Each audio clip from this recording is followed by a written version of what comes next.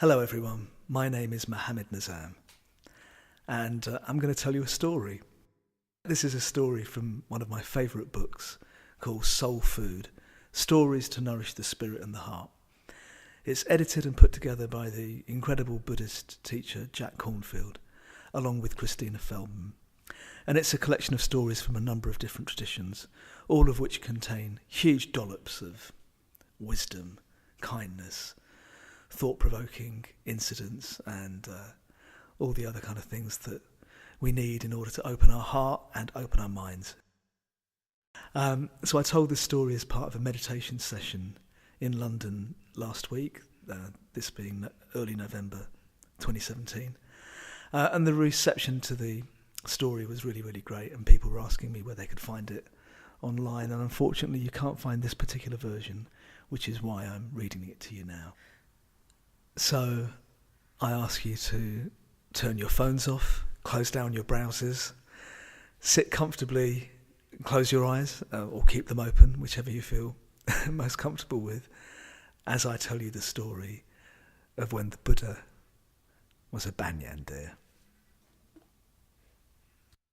Once, the Buddha was born as a Banyan Deer.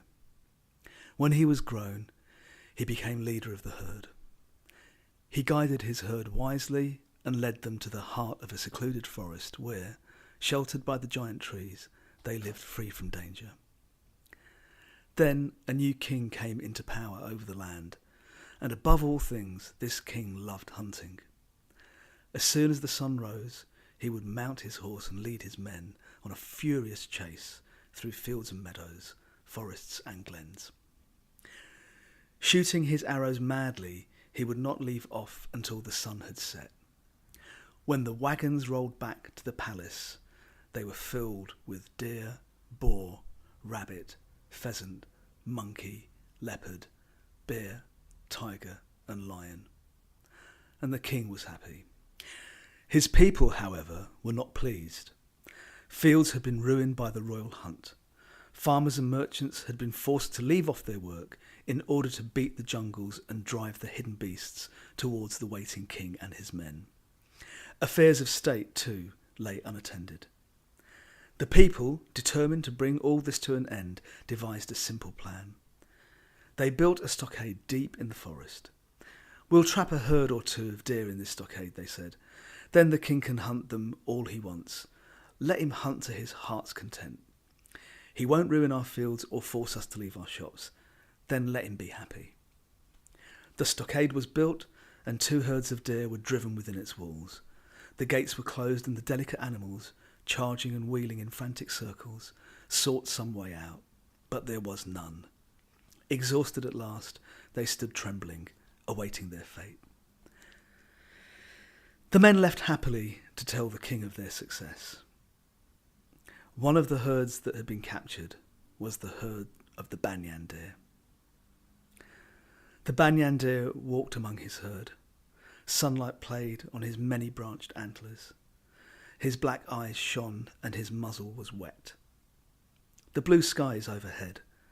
Green grass grows at our feet," he told the others. "Do not give up. Where there is life, there is hope. I will find a way." And so he strove to ease their fears. Soon the king arrived to view the newly captured herds, and he was pleased. He strung his bow in preparation for the hunt.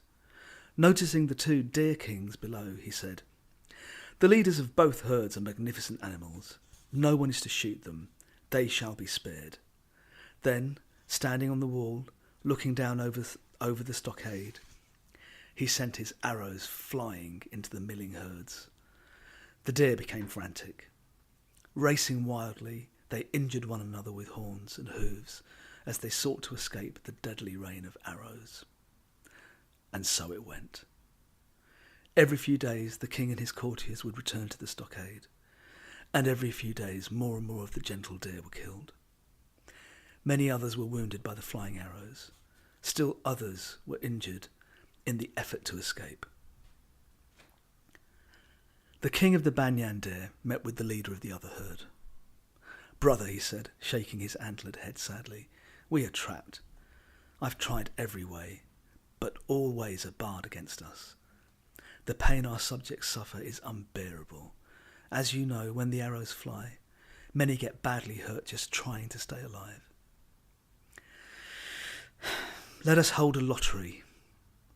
Each day, all the deer, one day from your herd, one day from mine, must pick a straw. Then the one single deer on whom the lottery falls will go stand near the wall just below the king. That one deer must offer itself to be shot. It is a terrible solution, but at least this way we can keep many from needless injury and pain. The leader of the other herd agreed. The next day, when the king and his courtiers arrived, they found one trembling deer standing directly below them.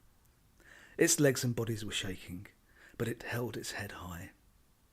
"What's this?" said the king. "Ah, I see. These are noble deer. They have chosen that one deer alone shall die, rather than that they should all suffer from our hunt.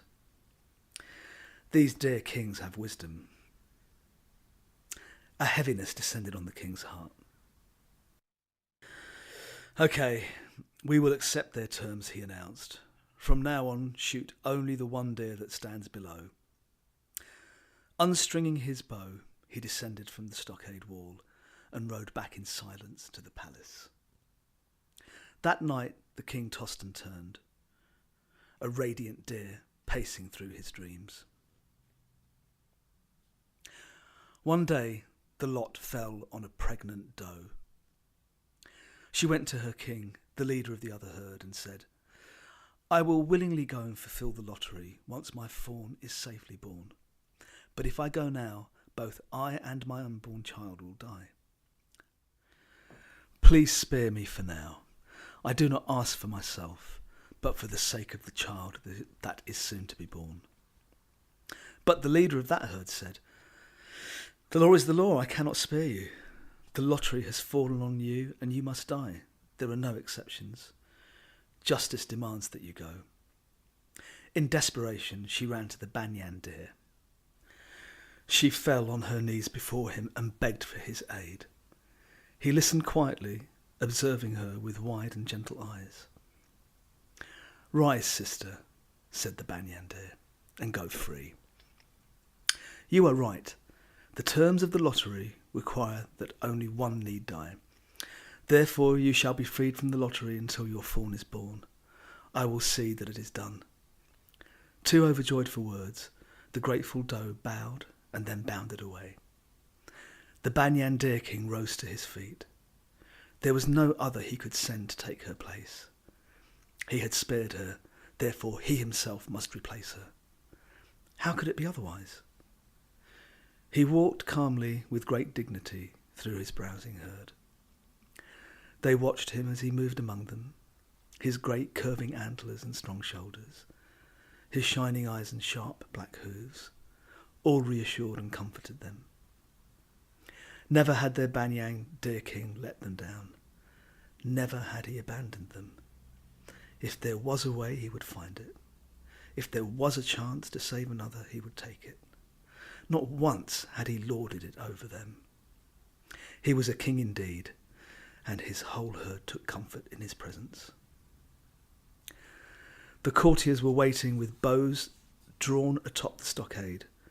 When they saw it was the Deer King who had come to stand below, they called out, "O King of the Banyan Deer, you know our king has spared you.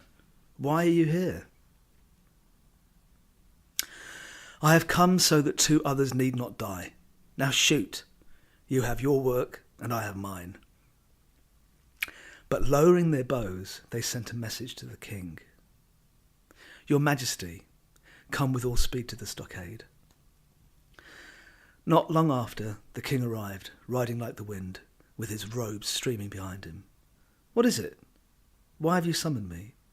"Come, Your Majesty," his men called. "Look." Dismounting from his horse, the king hurried up the rough wooden steps and looked down over the wall. The Banyan Deer stood below. Then Deer King and Human King looked at one another. "Banyan King," said the King of Men at last, I know you.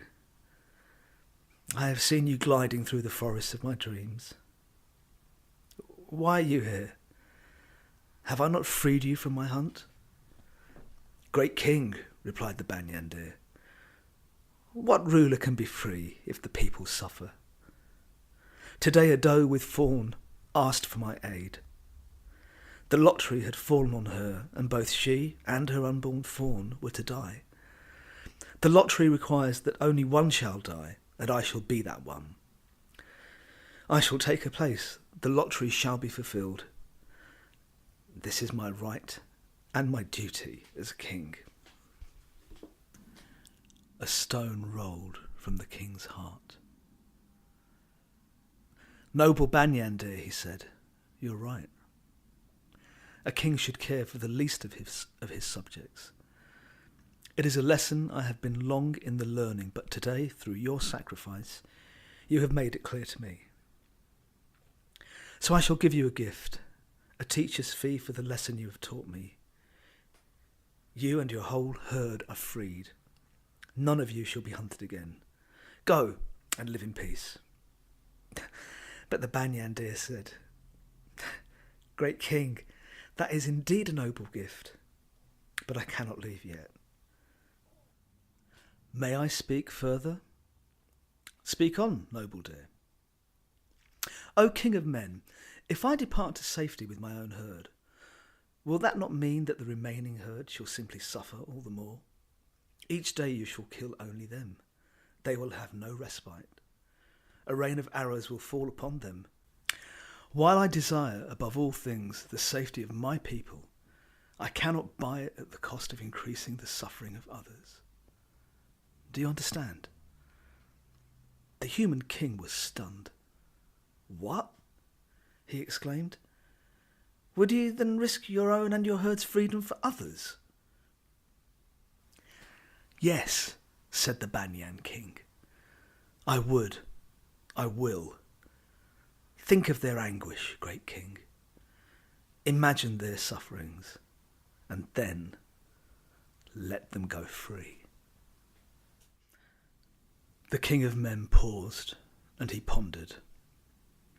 At last he lifted his head and smiled. Never have I seen such nobility or such resolute concern. How can I refuse you? You shall have your wish. The other herd too shall go free. Now, can you go off with your own herd and be at peace? But the Banyan Deer answered, No, great king, I cannot. I think of all the other wild, four-footed creatures. Like them, I have lived my life surrounded by dangers and by fears. How could I live in peace, knowing the terrors they must endure? I beg you, mighty king, have pity on them. There can be no peace unless they too are free. The king of men was again astonished. He had never imagined such a thing. He thought, and slowly the truth of the Banyan Deer's words grew clear to him. It was true, he realised. There is no real peace unless its benefits extend to all.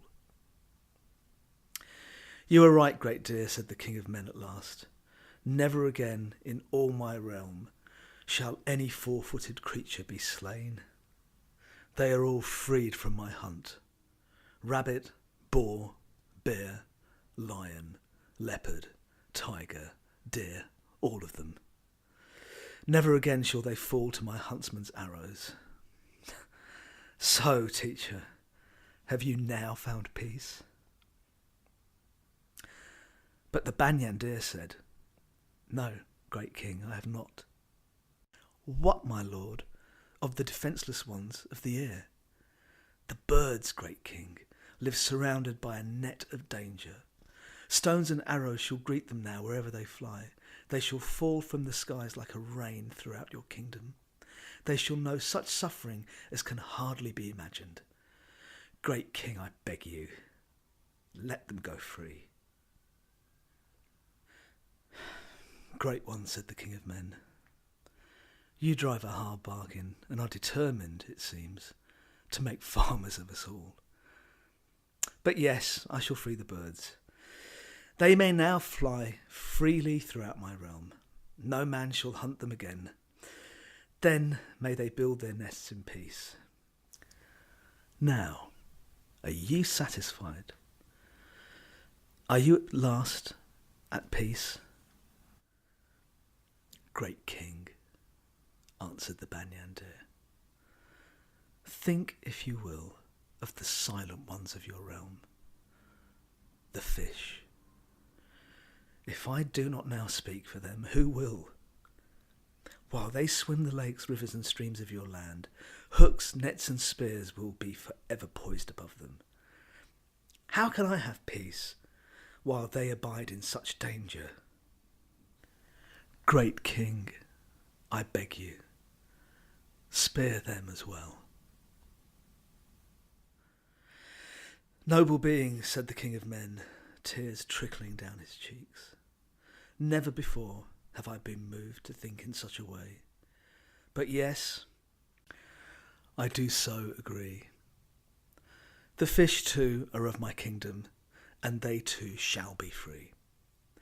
They shall swim throughout my land, and no one will kill them again. Now, all of you assembled courtiers and attendants, announced the king, hear my words. This is my proclamation. See that it is posted throughout the land. From this day forth, all beings in my realm shall be recognised as my own dear subjects. None shall be trapped, hunted, or killed. This is my lasting decree. See to it that it is fulfilled. Now tell me, noble one, he said, turning to the Banyan Deer once more. Are you at peace? Flocks of birds flew overhead and perched, singing. Deer grazed calmly on the green grass. Yes, said the Banyan Deer, now I am at peace. And he leapt up, kicking like a fawn. He leaped for joy, sheer joy. He had saved them all. Then he thanked the king, and gathering his herd, departed back into the depths of the forest. The king had a stone pillar set on the spot where he had spoken with the Banyan Deer. Carved upon it was the figure of a deer, encircled with these words: Homage to the noble Banyan Deer, compassionate teacher of kings. Then he too lived on, caring wisely for all things.